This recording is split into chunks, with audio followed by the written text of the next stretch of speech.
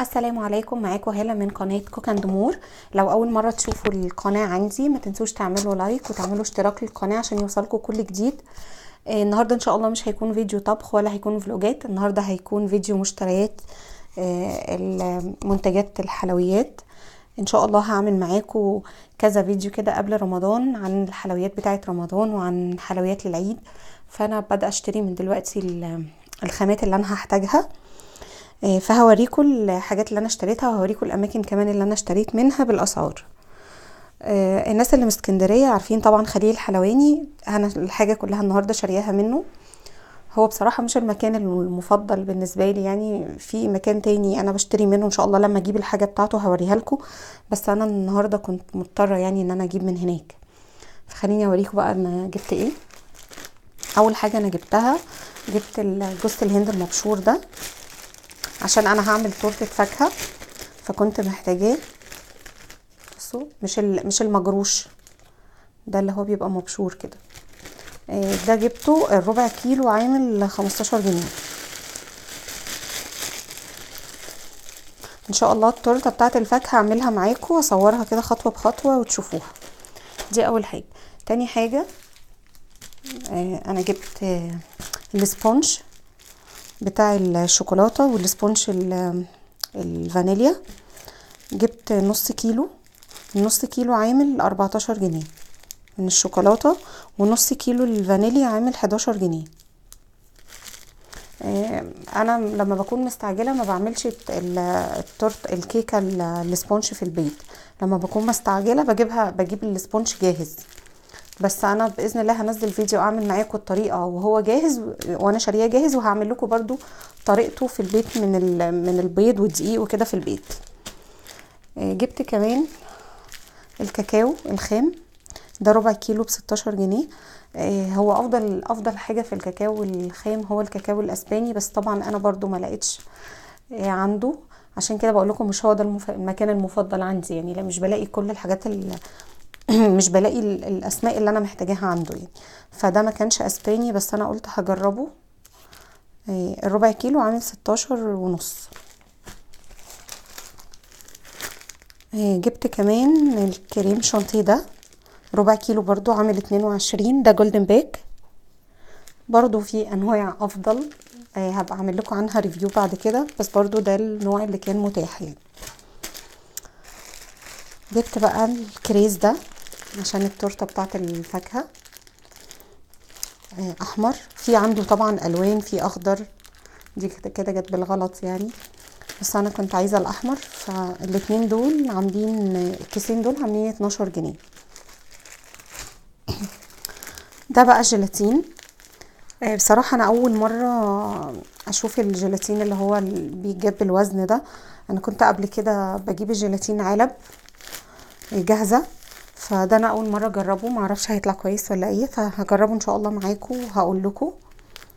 دول كانوا 200 جرام، كان عامل تقريبا 8 جنيه.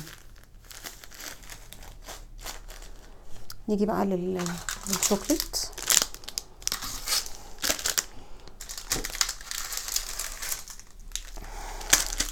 انا النوعين دول مش اول مرة اجربهم، انا جربتهم قبل كده. سما وفيتا بيلا.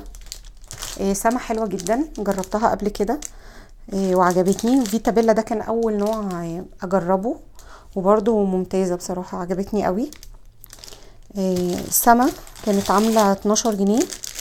جبت منها 2 من الشوكولاتة البيضة، الواحدة تقريبا وزنها 220 جرام.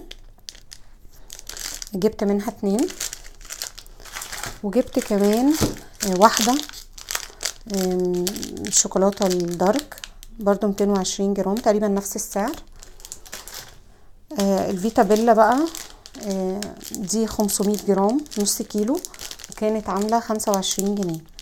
طبعا هي الاسعار زادت اصلا، دي ما كانتش اسعارهم من كام شهر يعني. سما دي كانت ب10 جنيه، فالاسعار زادت طبعا. فخليني بقى ان شاء الله هعمل لكم بيهم حاجات حلوة قوي. عندي كمان هنا ده عسل الجلوكوز. انا جايباه علشان هعمل بسبوسة وهحتاجه في حاجات تانية كتير. برضو ان شاء الله هتشوفوا استخداماته.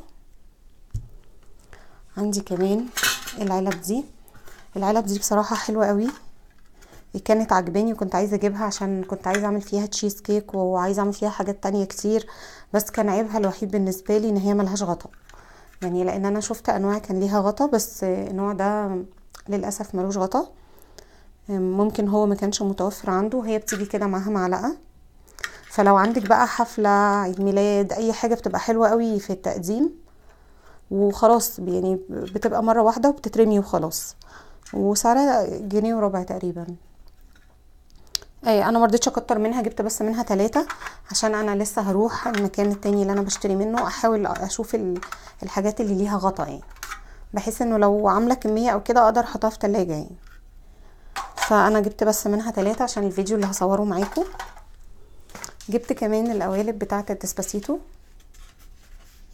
جبت 2 بس اهم، برضو علشان هعمل لكم بيهم فيديو.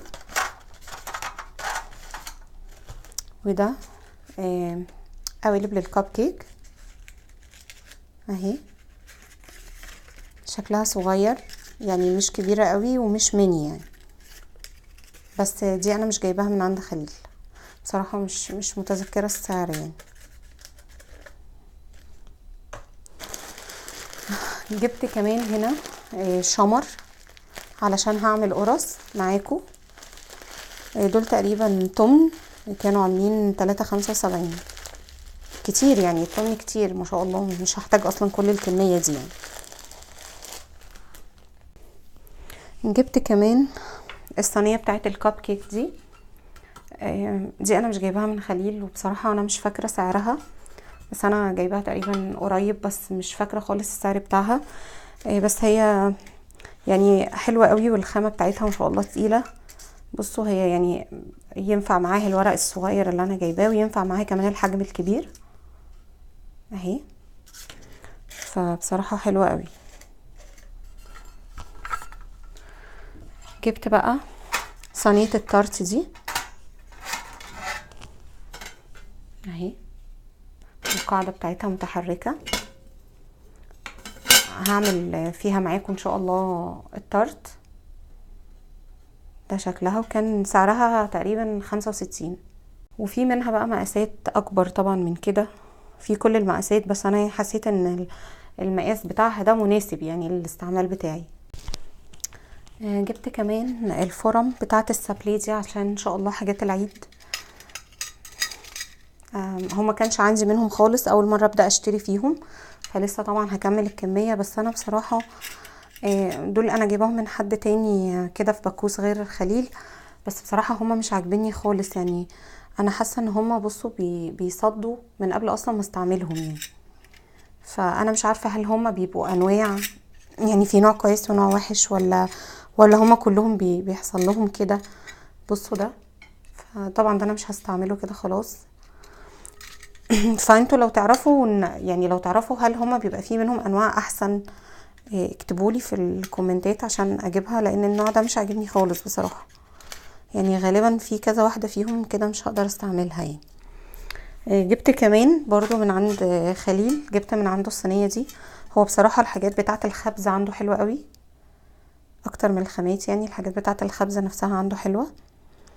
هو الخامات عنده مش وحشة، الخامات عنده كويسة وحلوة وكل حاجة، بس هو مشكلتي عنده ان الانواع اللي انا بكون محتاجاها يعني مش دايما بتبقى متوفرة عنده، فبيبقى احيانا المشوار على الفاضي يعني.